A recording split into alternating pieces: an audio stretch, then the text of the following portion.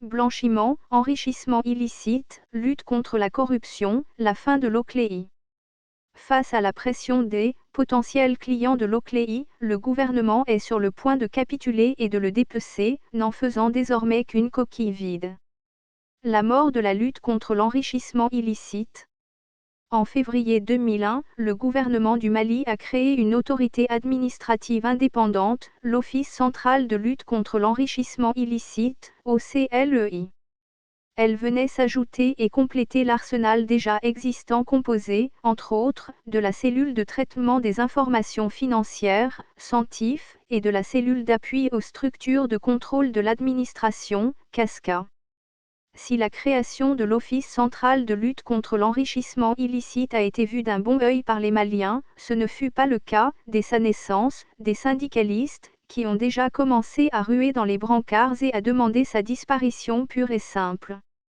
Ils semblent obtenir gain de cause au vu du projet en circulation.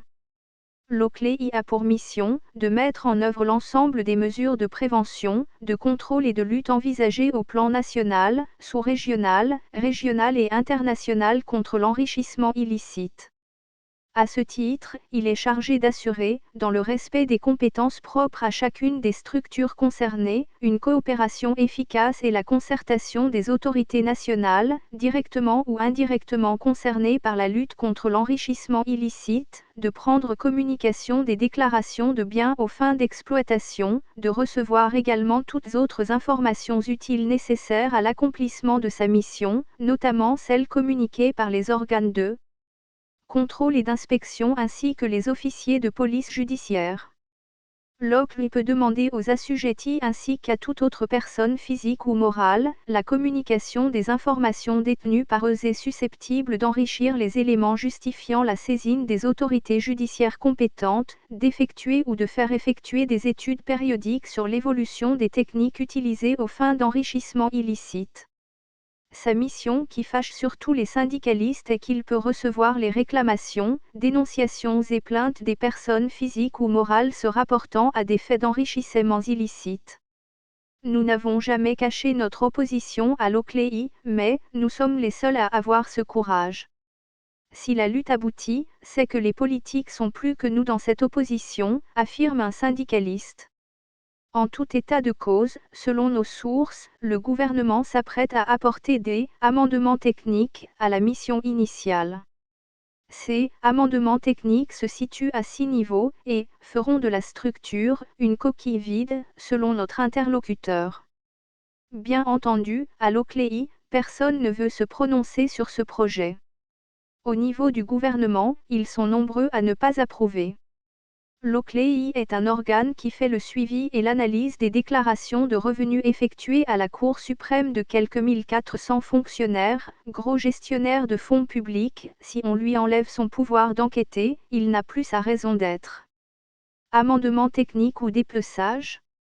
En effet, la spécificité de l'Ocléi portait sur ses pouvoirs d'enquêter sur les signes extérieurs de richesse, les dénonciations, la périodicité des déclarations.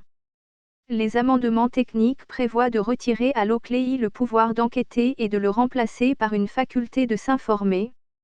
La CENTIF, déjà sans moyens, est dédiée à cela. L'Ocléi n'aura plus le droit de chercher à savoir. Dans les missions actuelles de l'Ocléi, les signes extérieurs de richesse étaient un facteur à prendre en compte. Avec le nouveau projet, s'il passe en l'état, l'Ocléi devra ne voir que les variations injustifiées constatées des biens. Il devra fermer les yeux sur les signes extérieurs de richesse. Tout citoyen avait le droit de dénoncer et de saisir l'Ocléi. Bientôt, ce ne serait plus possible. Les personnes physiques ou morales qui pourraient la saisir ou faire des dénonciations sont limitées.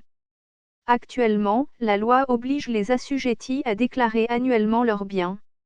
Mais, le nouveau projet dit qu'ils feront leur déclaration de biens en début de mandat et en fin. D'autres questions qui ne sont pas tranchées, ce sont les dossiers qui font actuellement objet d'enquêtes ou de poursuites. La nouvelle loi reste silencieuse sur leur sort, mais, le fait que l'Ocléi n'ait plus un pouvoir de prévention et répression de l'enrichissement illicite, fait que tout tombe.